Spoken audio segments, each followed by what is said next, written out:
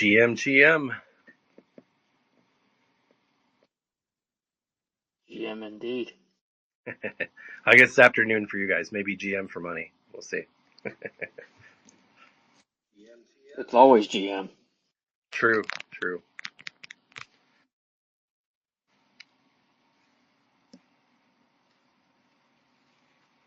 Hey, good morning. Can you hear me okay?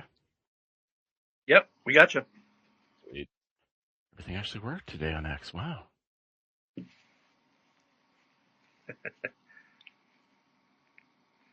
Oh, good. We're a minute in, so I don't know. Hey, we can get going. It looks like we got Lanzer up, ready to roll. I'm up and ready. All right. Well, welcome everybody to the Super Phoenix Sports space. We're moving fast. We've got a lot of things have changed over the last couple of weeks. We've made some announcements last week and just kind of chatted about, the schedule updates, some of the game updates we talked about, and some of the plans ahead that we worked on this last week. And so I thought we might run through some of that. First, I wanted to check in with Nord and Lanzer here. You guys doing well? How was the week? Yeah, doing well. It's been a busy week. A lot of conversations, a lot of stuff going in the background. I'm sure Lanzer probably feels the same, but yeah, I know on my end it's been good. It's been busy, but it's been real good. It's been good on my end. How about that? Been busy for the birthday. Also did some back end stuff for the website and the team itself to keep it going and prepare it for March 1st. Exciting. A lot of things going on, so we can kind of jump into that. I thought we'd start a little bit on the Nord side with the website, the app, the upcoming betting that you're going to be able to do, and see how things are going with that. Any new news on that front? Yeah, absolutely. And I think Lanzer can probably even chime in a little bit on some of the more detailed stuff. But we've been definitely working on kind of the finishing touches as far as the website goes and the betting component specifically, so we can make sure that folks are going to be able to get in, make their picks for the brackets if they want to. I think the payment side all looks great. That already works. I tried it out myself. And so now it's more about just making sure we're pulling through, player data correctly, as the match is going to progress, and then getting it kind of visually, set the way we want to. There's a few kind of like polish updates we still need to do on some visuals, but for the most part, it's looking really good. So pretty excited about that. We should have it wrapped up soon, and my hope is that we'll easily be able to get folks in there a couple weeks prior to the actual race season starting, which would be ideal. That's great. I know it's been a long building process. A lot of people are like, oh, the race event, you guys prepped for a month or two in advance and such, but I know you've probably put in a lot of work just on the app side of things too, just trying to get everything set up the right way, doing it the right way the first time, and figuring out what works, what doesn't work, and such. So I know it's a big journey for you just to get it to this point. So we just appreciate all the work you're putting into that. Lancer, on your side of things, any impressions on the app and what's been being built on that side? Yeah, lately this week I have inputted a bit on the website discussion because part of the details was how do we want it to display? Do we want it just showing like a list of text, or do we want to make it more of like a visual aesthetic bracket where it feels more on brand for us? So I just finished with my latest round about 5 minutes ago, really, and we're just refining and polishing to make it more intuitive and much more user-friendly the next time people interact with it. So that's been part of my week, is just kind of thinking, well, how should we display this, and where should all the buttons go and stuff like that. So that's been helpful. I'm getting back into that, and while on the other side is on the team side, where we've been talking at the leadership level, how we're going to implement the multi-role training starting this Sunday, which we started streaming all of our meetings to kind of give that weekly content boost and show the progress that we've been making. So this Sunday will be our first attempt to do like the multi-role training, and which a lot of the teammates really responded positively to that they wanted to learn different roles. And I'd say by the end of next month, when we do the big Star Shooter inaugural tournament event, after that, then we'll have fully transitioned, or we will transition into our small team roles. That way we can do multiple tournaments a week and really showcase Star Atlas to the ecosystem and the gaming world. A well-oiled machine by that point, ready to roll. So I've done one other thing. I've been a host to some of the matches and such, which is a on the spot appointment, but it was a lot of fun just being able to kind of step in and help out as a team, and be able to support. So a lot of work goes into You're it. And already multi-rolled, Money. I'm multi-tool, it's me. So it's been fun to just kind of get a little taste of some of the other side of things and the production side and what it takes to make things work and such. And if those who are listening are ever interested, like Lancer said, we are sharing our meetings and our discussions. Nothing's really private or done in secret. It's a really a community and a team that's working together, and I think that's a great thing to showcase to people and show Yeah, them we're behind the building in scenes. public. Building That's in public. that's what I heard in first in Sandbox. They build in public, and then we carried it forward here in Star Atlas, and it's been helpful ever since. Yeah, I like it. It gives a kind of lets anybody who has an interest kind of see a little bit more and learn a little bit more. And for me personally, I enjoy that aspect. I'm always trying to learn something new about something I don't understand or haven't gotten into. So it's fun to just kind of listen in and see when people do build in public. So I know there's a lot of Web3 that is a thing that happens a little more, it feels like, than in Web2. So it's fun to see what other people are doing and how they're doing it and achieving those goals. So. Yeah, the big difference is in Web 2, and this is a stereotype. It's not really true for everybody, but Right. in Web 2, you kind of don't get to see how the sausage is made. Sometimes it's proprietary. Sometimes it's a trade secret. Other times they're just trying to, build up the finished product so that you see the end of it and it looks great.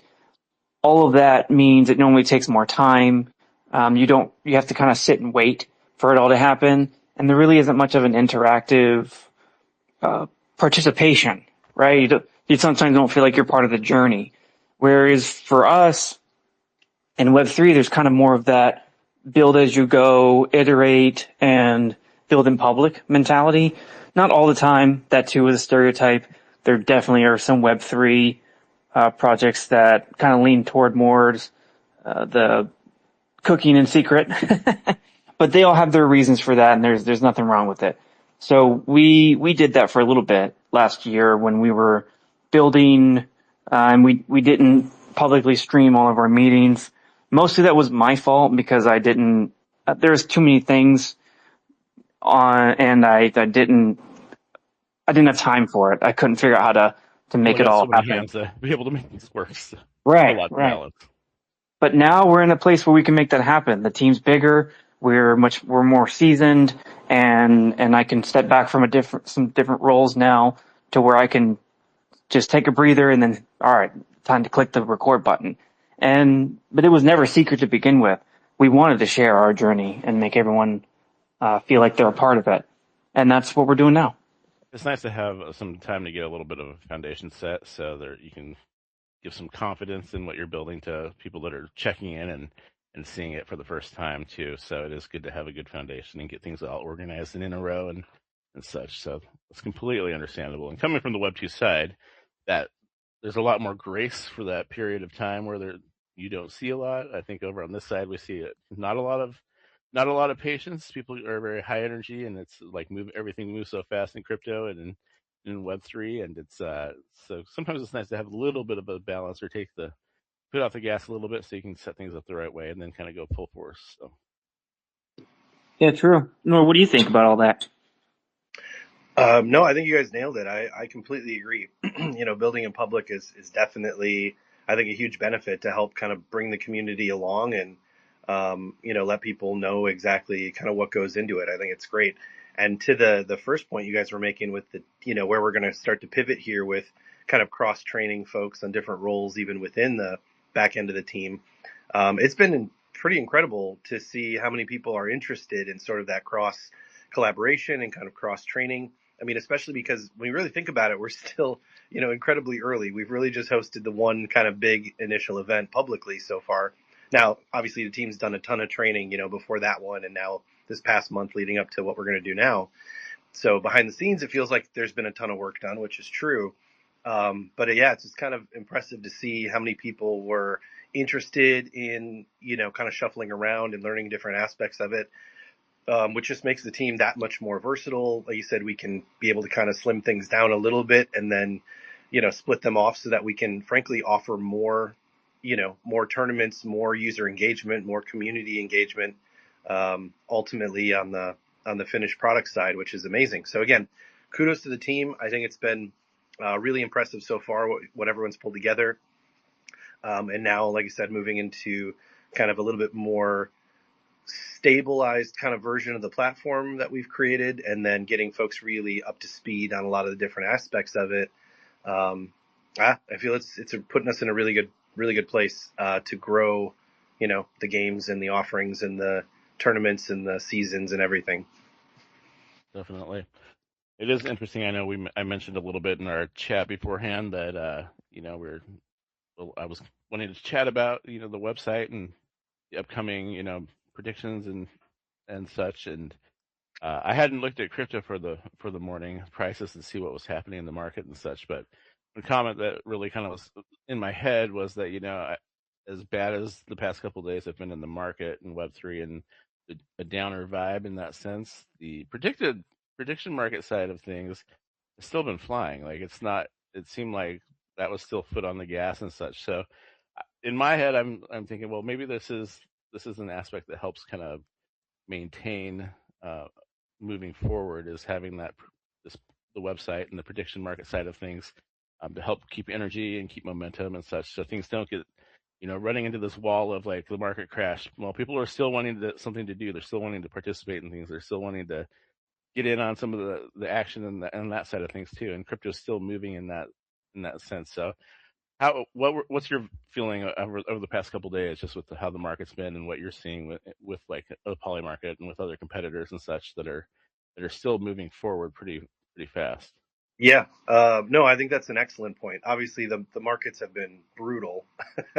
As a pretty heavy participant myself, I'm definitely paying attention, definitely watching it.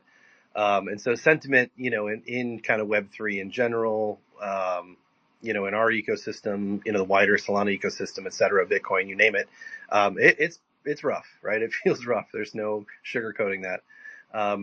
And, that's from anybody who, again, has kind of been in and has been invested or been participating in, just general, Web3 and digital assets overall.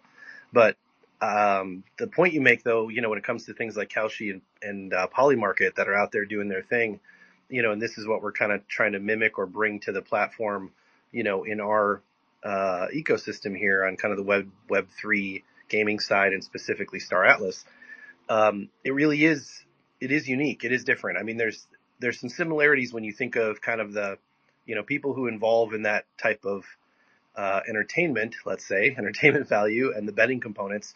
There's a lot of crossover between folks who are also kind of open to maybe the more risky side of crypto and digital assets, right? So there's kind of a risk profile there that tends to overlap with people who are competitively betting on sports events or esports events or whatever it might be. And so, obviously we're still seeing a lot of activity in that with Kalshi and Poly Market being the huge ones with prediction markets.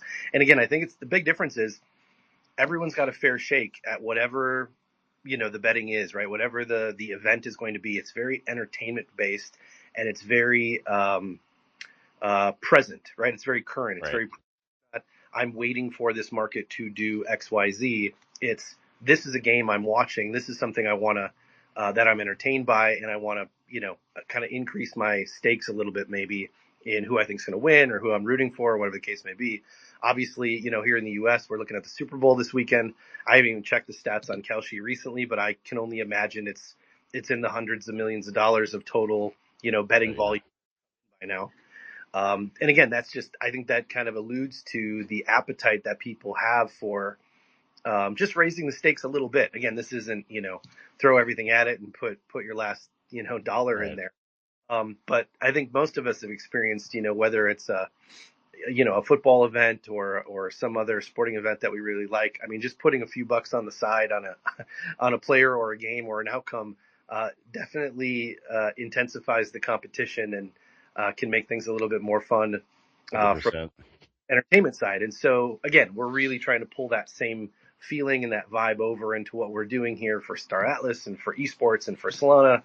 And even though the markets are rough, what you want to do with a few bucks here and there to place some bets on an outcome that you can have like a truly, fun and kind of entertaining experience with, that lives in the moment. And so it's just a lot less affected by markets, day to day in general. So I think, again, a lot of similarities in the risk profile for folks who are participating in these, but I think also a lot of differences when it comes to the general motivation behind kind of participating in these versus, I could argue right now there's not much motivation in traditional digital asset world at the moment. Right.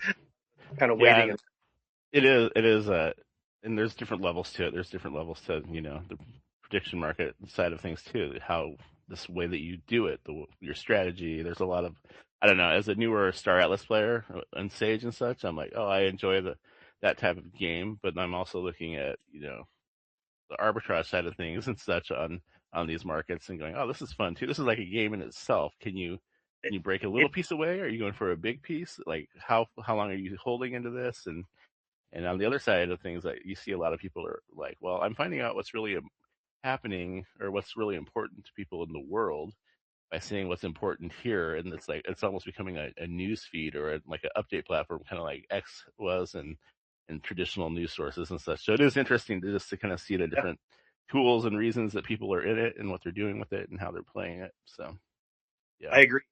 Adds another dimension to whatever you're interested in or you're, placing a wager on. And again, the big difference I think and the big unlock here is that the actual, the core true prediction markets like Polymarket, they're effectively a peer-to-peer, betting mechanism. So it's very different than the traditional sports books and kind of the Vegas, sports betting and the things hmm that used to for years and years, where you're always kind of betting against the house in those old, those traditional versions, right? So that yep, set the odds, they give you the statistics, and then you're really just kind of betting, up or down kind of from there. And there's a lot of iterations of that, of course. I'm simplifying, but that's a different mechanic than I'm just in a pool, right, of assets and liquidity and what people are kind of betting what they think the outcome's going to be. And so it's really just outcome A versus outcome B.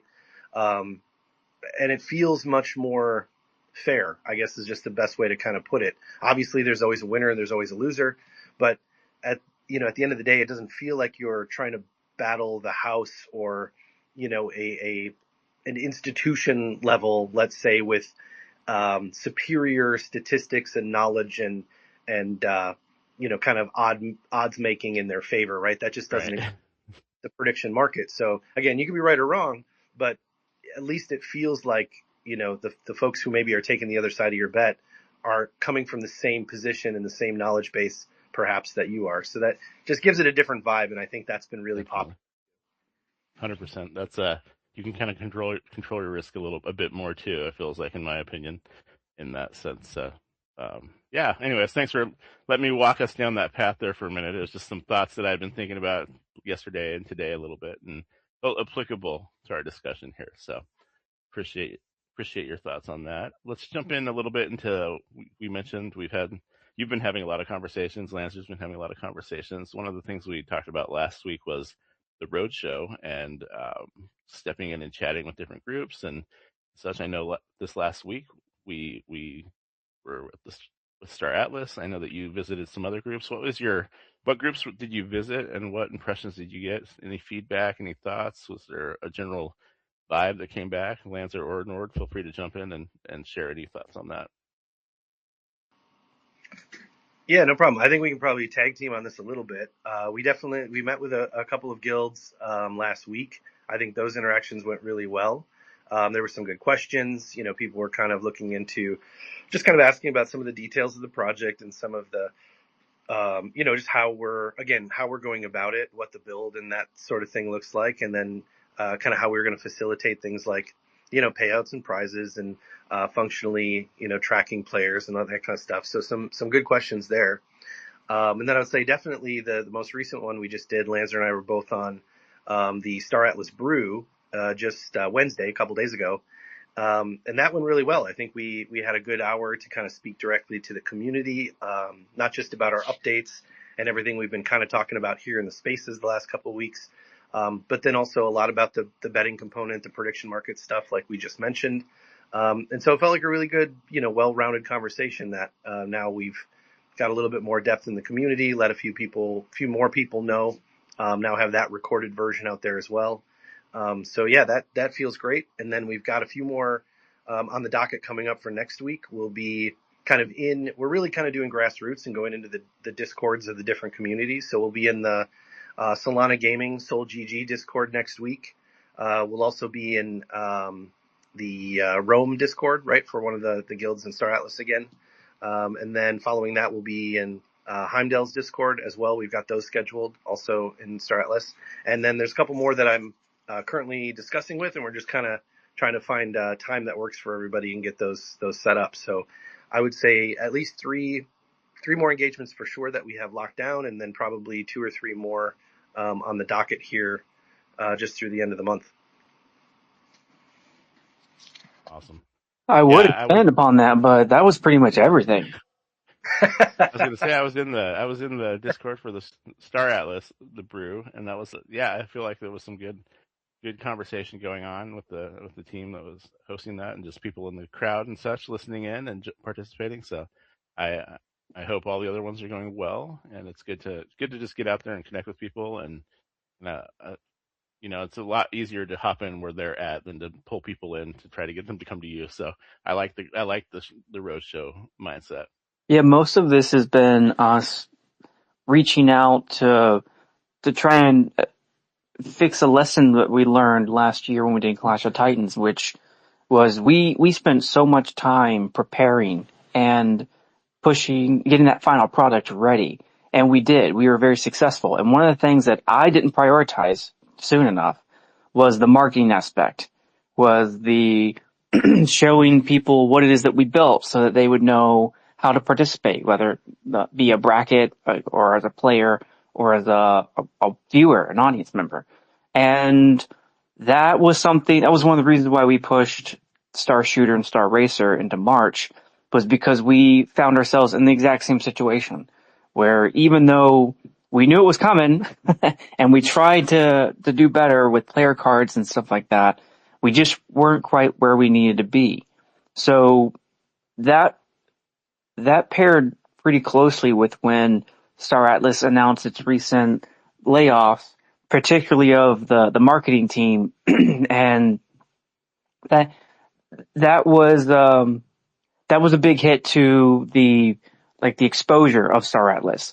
So that combined with us wanting to learn from our lessons last year, that's why we're pushing so hard for this roadshow, so that we can end streaming the meetings and doing these X spaces, so that we can continually keep Star Atlas on the map. And especially when we start pushing out content, that to me is going to be a big enabler of showcasing Star Atlas, what it can do. And it's a functional game.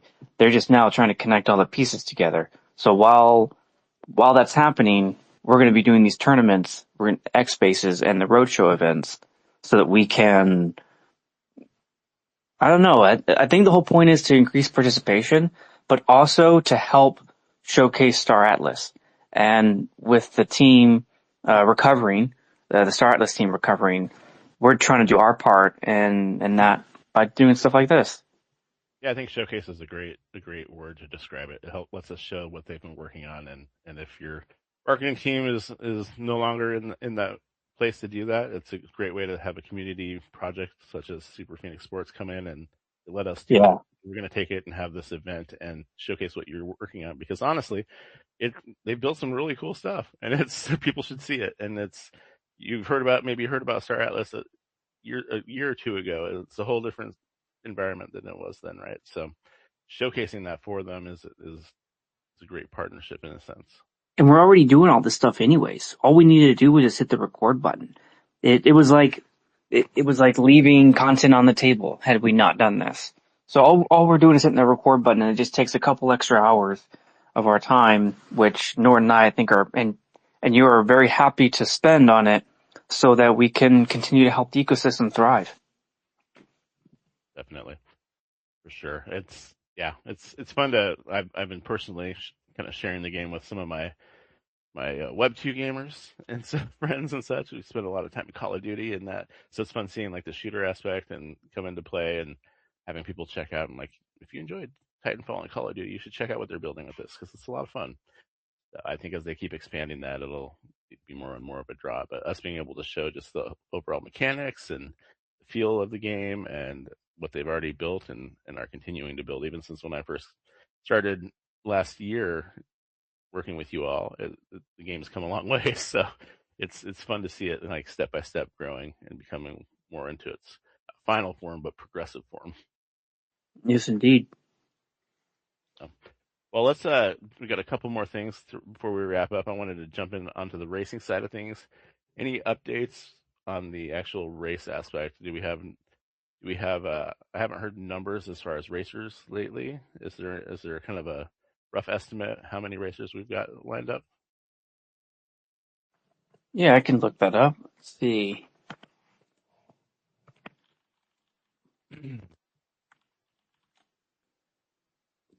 I didn't have it prepared, so I got to click a couple extra buttons to get there. I know. While you're looking that up, I know we've had more people joining into the Super Phoenix Sports Discord, especially after the brew. That was fun seeing you people interested jumping in while you both were sharing about it. So I was sitting there hearing the notifications coming in from the Discord. So it's great. It's great to see people's interest just off of that while you guys were talking and sharing. It was like real time. Hey, it was that poly market environment. You're like, oh, it's going up and up. All right, maybe I should have put a bet on this. How many we would have got? But yeah. So I'm looking at the roster now. I see 27 up from 22. So that definitely, so it increased by 5, looks like. And then for Star Shooter, it looks like we have 8 teams now. Jeez. Okay. So now I actually have to work with Crimson, our game rules, or game master, if you will, to look at the bracket system, because now I don't know if we can make it 2 hours worth. It might be way more than 2 hours. So maybe we make that a multi-day tournament. I'm not sure yet, but 8 teams, and it looks like there's 4 more that are on the list but haven't been confirmed. So that's a solid 12-team tournament. It's a pretty good, even in the coming from the Call of Duty side of things, like 8 is a pretty good size, but 12, that's a great showing. That's crazy, man. That's cool. That means that we're definitely on the right track and see more. This list has grown quite a bit since Wednesday even. So we have to take a look now at our timing, because we don't want everything to be 6 hours long. That would be way too long. So we're trying to figure out now how we can tailor that to something that's people can watch in the sitting, and that everyone doesn't spend their entire day waiting in line to race or shoot. Now, I think, do you tie that into the roadshow and this work that you both have been putting in to really getting that information and out there to people? I know that it feels like they kind of tie together. That's exactly what it seems like now, which is, to me, that was pretty predictable. The community is active, and each guild has their own Discord separate from the Star Atlas Discord. So even when I first joined Star Atlas about a year and a half ago, I joined because I saw just how thriving the community was, talking to each other, gaming with each other. It felt like a normal game that you would play, but with a community that was constantly engaging one another. And we knew that was the case even with the downturn in the market, which is not really my thing. Y'all are the market masters, especially Nord, he knows most of that stuff. I'm more of the ops guy of, making the organization happen and all of the goals for producing the events. But even I saw that there was a decrease in, let's call it interest overall in Web3. And then Star Atlas inevitably was affected by that. But even with that happening, the roadshow, where we would walk into a Discord, they're very easily, it was very easy reset almost. When we talked to one of the Discord managers, they'd say, "Oh yeah, absolutely. We'll host a house town hall with all of the members," and then they would show, and then we talk about it, and then there would be like a renewed interest in, okay, this is what's next for Star Atlas, for the next couple months, and yeah, I didn't find it very difficult, and mostly because the community is still interested. It's just the downturn has divided people's attention. They might be going to different things that are more immediate for them, and can't blame them at all. That's just how Web3 works sometimes. Yep. Cycle. Well, yeah, I think it's good to see, the work that's being put in. I mean, that's already some good fruition right off the bat there. So keep pushing out and sharing with people and letting people know. And I think our team members here are great advocates of their communities and such too. So we're seeing the activity coming back from that as well. So we want to keep that going forward and keep sharing what we're doing weekly here on our space. One of the last things I wanted to cover, because I come from a history major background, and so I always want to know like the history of something. Wait, you do? I do. I didn't know that. Very long ago. Very long ago. But Nor we got a history major over here. All right. Business a chronicler kicked in though and took over, I guess.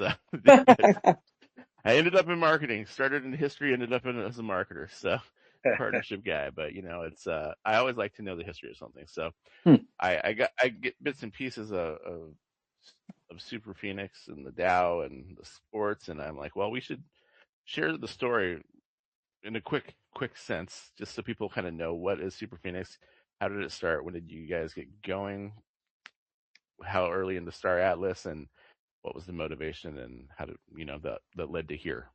So I'll throw that at Nord first. So how did things get kicked off? What brought Super Phoenix into existence? Sure. Yeah, it's great. No, I haven't gotten to talk a whole lot about this recently, right? That was our big push when we kind of launched live almost 2 years ago with the DAO. I would say before that, Star Atlas now, since kind of their very first white paper kind of inception, they're basically, they're close to roughly 6 years, I think, with their project from, like I said, that first kind of, idea on paper. I came into the Star Atlas ecosystem not too long after that, maybe just a little less than that first year in, and got involved with, one of the original guilds there. And again, just really enjoyed the vision of it. This was kind of on the heels of the 2021 kind of crypto rally and a lot of NFTs and all that stuff going in. And so that's how I kind of found it, right? Because they were doing the ship NFTs combined with the gaming concept, and obviously owning your game assets has always been a very compelling, I think, value proposition there, which I think it still is. We're just, the market is what it is, and we'll figure that out. But that was kind of my first entry into it and into the community and the ecosystem, and kind of invested personally, and then got involved, a little bit on a deeper level, again with with the guilds and the community here, which is great. And so then as that kind of evolved, right, Star Atlas is growing, things are feeling pretty good moving forward. And then I want to say it was, I can't remember now if it was like fall of 2022 or 23, somewhere in that range.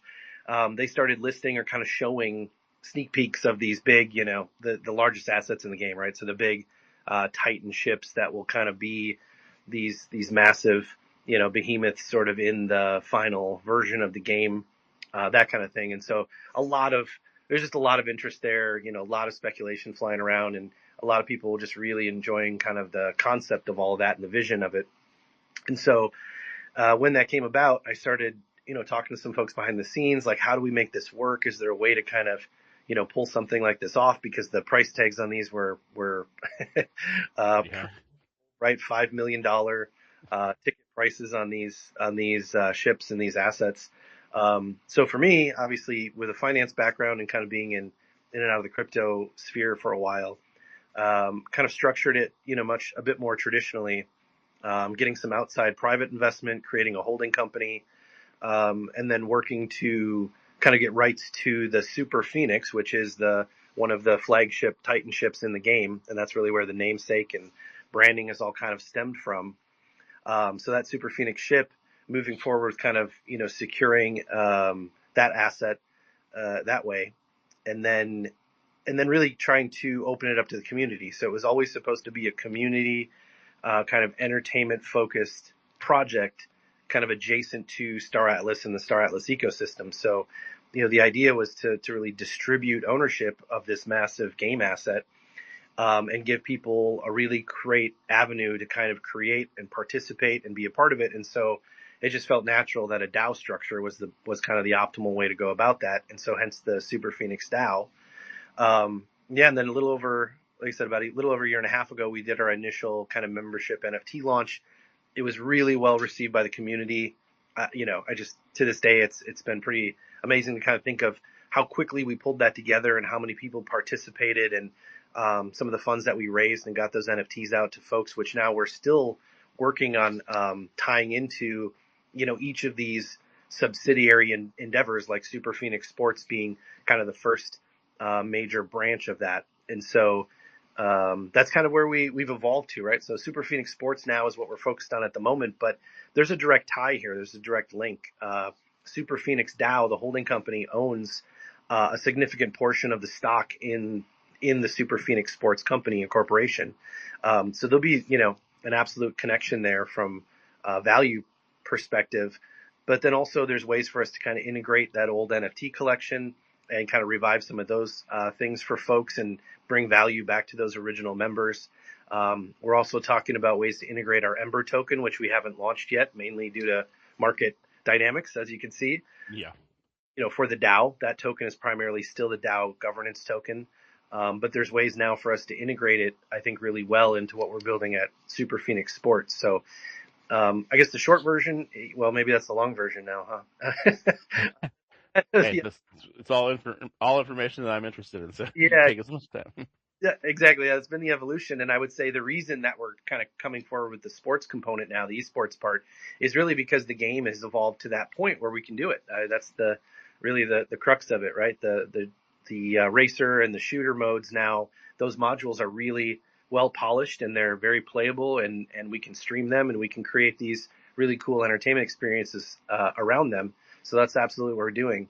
There's more on the docket longer term, years out, for the DAO to kind of stand up more kind of vertical entertainment components, just like Super Phoenix Sports. We don't have to get into those today because I think they're a little ways out. But again, as the game evolves and as more of these components of like the full immersive, MMO take shape in Star Atlas, we'll be able to continually add these components and kind of grow value and sort of that entertainment hub that we always wanted to be with Super Phoenix in the ecosystem. That's great. I definitely there's a plan in action. Obviously, there's things you changing and such, but it sounds like you have quite a extensive plan moving forward. It's not just a focus on one thing and we'll see where everything's like. It's a multi-step, multi-stage, and such. You've already done it for a couple of years now, right? So Yeah. it's Yeah. Yeah, and you're 100% right. I think we've got the overall arching goal and kind of the direction we've been marching is kind of remained the same. But you're absolutely right. I mean, we definitely have had to kind of change course a little bit in between and pivot a little bit, just depending on how things evolve, both with the game and the community and the market and all of that combined. awesome. Well, thanks for walking us down that and kind of filled in a couple little blanks for me. Even just actually, as you were talking and sharing, I now remember. I think I might have seen your mint for the DAO, Sure. and I think I might have even listened to a space probably at some point because I'm like, That sounds familiar now that I think about it. 'Cause I was very much not into Solana NFTs and communities. Really, I was more ETH, and but I remember hearing about this. And I'm like, oh, I think I remember Star Atlas. I should go see what that's about at some point. Yeah, So yeah. From coming out of the gate, basically with zero, right? It was a new entity, zero followers, zero social media presence, and we had kind of a sprint, about a 3 month sprint, to that NFT membership collection launch for the data cubes, for the Super Phoenix DAO. I think we made a decent splash, social media wise and Solana wise, kind of in that summer of 2024. 100%. That's awesome. Well, thanks so much for sharing all that. I think the last thing we have, as we were talking, I was just thinking to myself, it probably was a good thing we pushed it back into March, not just for the reasons you've said, but I was like, man, we got a big weekend. We got 2 weeks of Olympics. We've got the Super Bowl. We've got all these other competing events. So March feels a little. I mean, there's just March Madness and all coming up, but I feel like we've got some pivotal things ahead here. So it is good to be building and working and making sure we're ready for March. And there's a lot of competition right now in February. So I hadn't even thought of that until you just said it. I know I was like, well, we got Super Bowl Sunday. We're going to have our meeting beforehand, get that done out of the way, and then I was like, oh, we got Olympics start tonight, or they're already going, right? I think the first events kicked off, so we would have had a lot of competition because people are pretty glued into the Olympic experience in the You're business. totally right. I'd completely forgotten that the Olympics was, and the Super Bowl was coming up. A lot Well, of how things. about that? We probably avoided several landmines. Just I was thinking, Yeah. I was like, Super Bowl, wait, Olympics. Oh, wow, yeah, we got a lot going on. So, well, we won't take up too much more time, but I just wanted to thank everybody for stopping by. Any final thoughts from either of you? I am very happy and very proud of the team. They they have not only just stuck together and we formed a team identity, but they've been pushing product, and we are ready to go right now, and we'll be. I'm really happy with the improvements that we're making, because we'll be even better a month from now. So I don't know. I never want an opportunity to go by without saying and praising the team for sticking together, for working as a team to accomplish our mission and our goals. And I have zero doubt that come March 1st, it will look and feel really good. Yeah, 100%. Yeah, I agree. The team's done a phenomenal job, and again, the sentiment and the energy and like the overall kind of excitement and engagement that we're getting from the team has been impressive. It's been really, really impressive. They've just been full steam ahead and absolutely on board with kind of the vision and the goals here, which is amazing. And to be honest, I think, hopefully that becomes really the template for what we can kind of share out to the larger community, right? That if we could get that vibe, that sentiment that we have, behind the scenes with the operations team and the stream team, and start, kind of getting that out into the kind of first order community that jumps in and participates here on kind of the entertainment side of it. I think will be a huge success. I really do. Awesome. Well, we've got some good people in leadership leading the team here. Appreciate both of you guys. Appreciate our host commentator Marengo as well. Really, you all are the forefront of what we're doing and such, and out there and putting out the general impression to everybody. So it starts with some good leadership and some great front people, So I appreciate all that you guys are doing. One team. All Yeah, right. yeah. Funny. Well, enjoy your weekend, all. Enjoy some football. Enjoy some outdoor winter experiences, and I hope your country does well. Whoever's listening, whichever country you're from, good luck. So. All right. I'll see y'all. Have a good weekend. All Yeah. right. See you guys.